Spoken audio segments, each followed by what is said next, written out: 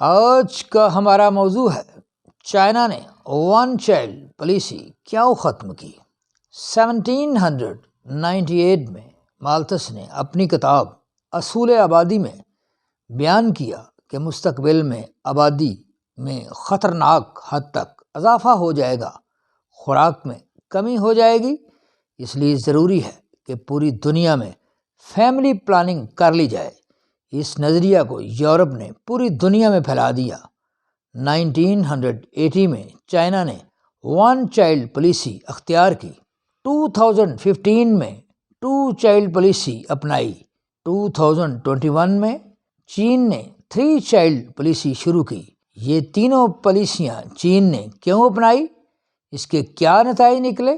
پیش خدمت ہے مالتھس کا نظریہ اصول آبادی اور چائنا کی تینوں پالیسیوں کا تنقیدی جائزہ۔ تھامس رابرٹ مالتھس نے 1798 میں ایک کتاب لکھی جس کا نام این ایسے آن دی پرنسپل آف پاپولیشن یعنی اصول آبادی رکھا۔ اس کتاب میں مالتھس نے دو بنیادی مفروضے پیش کیے۔ پہلا یہ کہ خوراک انسانی زندگی کی بقا کے لیے ضروری ہے، دوسرا یہ کہ جنسی میلان ناگزیر ہے۔ اس وقت آبادی 1 ارب کے قریب تھی۔ اس نے آبادی میں اضافہ ہر 25 سال بعد 1، 2، 4، 8، 16، 32، 64، 122، 244، 488 کی نسبت سے پیش کیا، یعنی ہر 25 سال بعد ڈبل آبادی اور خوراک میں اضافہ 1، 2، 3، 4، 5، 6، 7، 8، 9، 10 کی نسبت سے پیش کیا اور خوفزدہ کیا کہ مستقبل میں خوراک کم ہو جائے گی اور قحط پڑنے سے دنیا میں فسادات اور جنگیں شروع ہو جائیں گی، اس لیے ضروری ہے کہ آبادی کو کنٹرول کیا جائے۔ مالتھس کے فارمولے کے مطابق اب آبادی تقریباً 4 کھرب کے قریب ہونی چاہیے تھی، جو کہ نہیں ہے، اور خوراک کی کمی کی وجہ سے دنیا تباہ و برباد ہونی چاہیے تھی، لیکن ایسا نہیں ہو سکا۔ اس وقت پوری دنیا کی آبادی تقریباً 8 ارب ہے۔ آبادی میں کیوں اضافہ نہیں ہوا؟ قحط کیوں نہیں پڑا؟ آبادی کو معاشی ترقی کے لیے یورپ، آسٹریلیا اور امریکہ نے کیسے استعمال کیا؟ آبادی کو ملٹی نیشنل کمپنیاں کیسے استعمال کر رہی ہیں؟ آبادی کو چائنا کیسے استعمال کر رہا ہے؟ یہودیوں کی آبادی کیوں نہیں بڑھ سکی؟ One child policy 1980، China two child policy 2015، China three child policy 2021 کیوں اپنائی گئی اور ان پالیسیوں کے کیا اثرات ہوئے؟ ان کی تفصیل پیش خدمت ہے۔ ماؤ کی زیر قیادت لانگ مارچ یعنی آزادی کی تحریک کامیاب ہو گئی۔ ماؤ نے چائنا کی مکمل آزادی کا اعلان 1 اکتوبر 1949 کو کیا۔ اس وقت چائنا کی آبادی تقریباً 54 کروڑ کے قریب تھی۔ بہت زیادہ زمین بغیر کاشت کے موجود تھی۔ ماؤ نے عورتوں سے کہا زیادہ سے زیادہ بچے پیدا کیے جائیں تاکہ صنعتی پیداوار اور زرعی پیداوار میں اضافہ زیادہ سے زیادہ ہو، کیونکہ ہر انسان ایک پیٹ لیکن 2 ہاتھ لے کر پیدا ہوتا ہے۔ زیادہ بچے پیدا کرنے والی عورتوں یعنی ماؤں کو انعامات سے نوازا گیا۔ ان عورتوں کو ہیرو مدر کا خطاب بھی دیا گیا۔ شرح پیدائش فی عورت یا فی میاں بیوی 6 کی حد تک پہنچ گئی۔ بعد ازاں خوراک کی کمی ہو گئی۔ لاکھوں کی تعداد میں چینی خوراک کی کمی کی وجہ سے موت کا شکار ہوئے۔ اس کی ایک بڑی وجہ زراعت کی بجائے انڈسٹری کو ترجیح دینا تھی۔ انڈسٹریل گڈز میں engineering goods, capital goods, consumer goods شامل تھیں۔ ماؤ نے نئی پلاننگ کی، زراعت اور زرعی انڈسٹری کو ترجیح دی، جیسا کہ بیج، کھاد، زرعی آلات، کولڈ سٹوریج اور زرعی مشینری وغیرہ۔ غرض ملک میں زرعی انقلاب برپا کر دیا۔ قحط کا خطرہ ہمیشہ کے لیے ختم کر دیا۔ 1970 میں آبادی 82 کروڑ کے قریب پہنچ گئی، یعنی 54 کروڑ سے 82 کروڑ ہو گئی۔ 28 کروڑ آبادی میں اضافہ ہو گیا۔ ماؤ نے چینی عوام سے فیملی پلاننگ کی درخواست کی، جس پر چائنا کی عوام نے عمل کیا اور آبادی کی شرح پیدائش 3.24 ہو گئی، یعنی تقریباً آدھی شرح پیدائش ہو گئی۔ 1976 میں ماؤ کا انتقال ہو گیا۔ 1978 میں نئے حکمرانوں نے فی عورت یعنی فی میاں بیوی 2 بچے پیدا کرنے کی درخواست کی۔ 1980 میں چائنا نے اپنی 1 چائلڈ پالیسی سختی سے نافذ کر دی۔ اس پالیسی کی مختصر خصوصیات پیش خدمت ہے۔ نمبر 1، دنیا میں پہلی مرتبہ ایسا ہوا کہ کسی ملک نے سختی سے 1 چائلڈ پالیسی نافذ کر دی۔ اس پالیسی کو ہیومن رائٹ ایسوسی ایشن نے انسانی حقوق کی خلاف ورزی قرار دیا، کیونکہ دوسرے ممالک الیکٹرانک میڈیا اور پرنٹ میڈیا پر صرف پراپوگنڈا کرتے تھے۔ 2 بچے خوشحال گھرانہ۔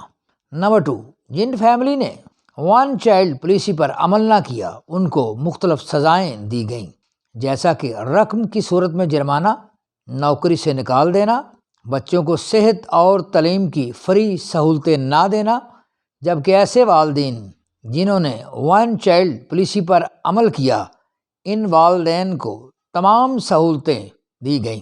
نمبر 3، کچھ فیملیز کو ایکسیپشنز تھیں جس کی مختلف شرائط تھیں جن کو بیان کرنے سے مضمون بور ہو جائے گا، لیکن خاص رعایت سنکیانگ صوبہ کے مسلمانوں کو تھی جن کو 3 بچے پیدا کرنے کی سہولت چائنا نے دی تھی۔ نمبر 4، 1 چائلڈ پالیسی کے دوران ابارشن میں بہت زیادہ اضافہ ہوا۔ ابارشن کی 2 خاص وجوہات تھیں۔ نمبر 1، وجہ یہ تھی کہ چائنیز جوڑے زیادہ تر پسند کرتے تھے کہ ان کے ہاں لڑکا ہو، اس وجہ سے چائنا میں ریکارڈ ابارشن ہوئے۔ نمبر 2، وجہ یہ تھی کہ حکومت چین نے ان لوگوں کے خود بھی ابارشن کروائے جن کے ہاں پہلے سے ایک بچہ موجود تھا، لہٰذا لڑکوں میں لڑکیوں کی نسبت سے زیادہ اضافہ ہو گیا۔ نمبر 5، مختلف جوڑوں نے ادویات کا استعمال کیا جس کی وجہ سے ریکارڈ ٹوین چائلڈ کی پیدائش ہوئی۔ نمبر 6، ایک بچہ ہونے کی وجہ سے میاں بیوی نے بچے کی اچھی تعلیم و تربیت کی، لیکن کچھ بچے سائیکو پرابلم کا شکار ہو گئے۔ کچھ بچوں میں فائٹنگ سپرٹ میں کمی ہو گئی۔ نمبر 7، آبادی میں کمی ہو گئی کیونکہ تقریباً 40 کروڑ کے قریب بچے ابارشن کی وجہ سے پیدا نہ ہو سکے۔ آبادی متوازن رکھنے کا اصول ہے کہ ایک عورت یا ایک میاں بیوی 2.1 بچے پیدا کریں۔ ایسا اگر نہیں کریں گے تو آبادی متوازن نہیں ہوگی۔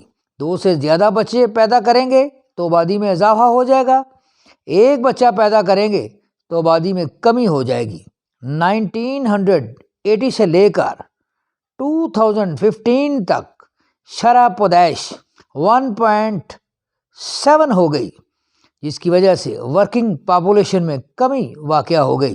تمام رشتے ایک بچہ ہونے کی وجہ سے ختم ہو گئے، جیسا کہ خالہ، پھوپھی، چچا، ماموں، بہن بھائی، ہم زلف وغیرہ۔ نمبر 5، 2015 میں 1 چائلڈ پالیسی ختم کر دی گئی اور نئی پالیسی 2 چائلڈ پالیسی نافذ کر دی گئی، جو کہ 2015 تا 2021 تک چلی، لیکن اس پالیسی کے بھی کوئی اچھے نتائج نہیں نکلے۔ بچوں کی پیدائش فی عورت یا فی میاں بیوی 2 بچوں تک نہ پہنچی۔ 2021 میں حکومت چین نے 3 چائلڈ پالیسی کا اعلان کیا۔ اس کے ساتھ حکومت چین نے انعامات کا بھی اعلان کیا۔ اگر فی عورت یا فی میاں بیوی 3 بچے پیدا کریں گے تو انہیں $3000 کے برابر انعام 3 سالوں میں دیا جائے گا، لیکن اس کے بھی اچھے نتائج نہیں نکلے۔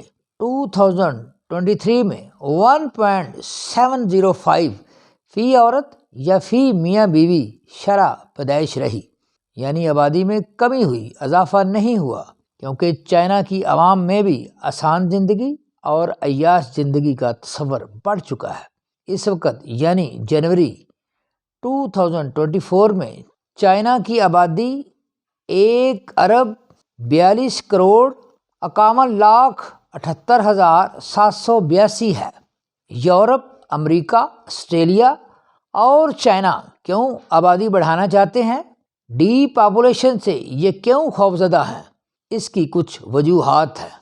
دوسری عالمی جنگ سے پہلے برطانیہ سپر پاور تھا۔ دوسری عالمی جنگ کے خاتمہ کے بعد برطانیہ کے بجائے امریکہ سپر پاور بن گیا۔ امریکہ نے جاپان پر 2 ایٹم بم گرائے اور پوری دنیا کو دہشت زدہ کر دیا۔ پوری دنیا نے امریکہ کو سپر پاور تسلیم کر لیا۔ اس کی ایک اہم وجہ اکیلے امریکہ کا نیوکلیئر پاور ہونا، نتیجتاً دنیا کی سب سے بڑی ملٹری پاور ہونا، آبادی کے لحاظ سے دنیا کا تیسرا بڑا ملک ہونا، جیسے کہ آبادی میں پہلے نمبر پر چائنا، دوسرے نمبر پر ہندوستان اور تیسرا نمبر امریکہ کا ہے۔ سپر پاور بننے کے لیے ضروری ہے کہ ملک نیوکلیئر پاور و ملٹری پاور ہو، معاشی پاور ہو اور آبادی کی طاقت بھی رکھتا ہو۔ اسرائیل نیوکلیئر پاور ہے، اکنامک پاور ہے، لیکن اسرائیل کی آبادی تقریباً 85 لاکھ کے قریب ہے، اس لیے وہ مختلف ممالک کو فتح نہیں کر سکتا ہے کیونکہ اس کے پاس معقول تعداد میں بری فوج نہیں ہے، جبکہ چائنا نیوکلیئر و ملٹری پاور ہے، معاشی پاور رکھتا ہے اور آبادی پاور بھی رکھتا ہے۔ اس لیے دنیا کی تمام سپر پاور چائنا سے خوف زدہ ہیں۔ براعظم یورپ، براعظم آسٹریلیا، امریکہ ڈی پاپولیشن کا شکار ہیں۔ حتیٰ کہ انڈیا میں برتھ ریٹ 2023 جو ہے وہ 2.139 ہے، یعنی متوازن برتھ ریٹ ہے، جبکہ چائنا کا برتھ ریٹ 2023 جو ہے وہ 1.705 ہے۔ اب پوری دنیا میں مسئلہ آبادی میں اضافہ نہیں ہے، بلکہ مستقبل کا مسئلہ آبادی میں کمی یعنی ڈی پاپولیشن کا ہے، جو کہ تعلیم، آسان اور عیاش زندگی کے تصور کی وجہ سے پیدا ہو رہا ہے۔ Please like, comments, share and subscribe my YouTube channel TSC Tarak Search Channel and my YouTube channel TSC Tarak Study Channel Shorts. Thank you.